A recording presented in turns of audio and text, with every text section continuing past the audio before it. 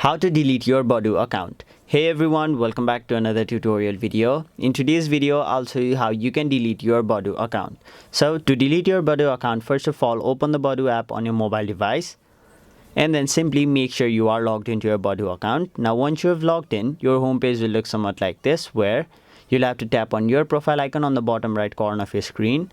After that, tap on the settings icon or the gear icon on the top right corner, and then you will be taken to the settings page.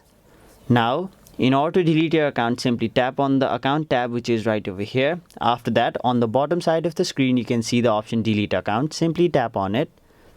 Now, it will provide you various options. You can clear messages, profile visits, likes and favorites permanently. You can switch notifications off. You can just sign out.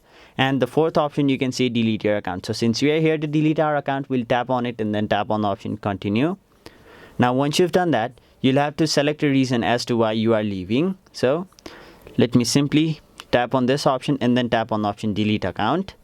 And there you have it. It was as easy as that. That is basically how you delete your Badoo account. That was it for this video. Hope this video was helpful to you guys. And if it was, make sure you like this video and subscribe to our channel so that you don't miss out on further videos such as these.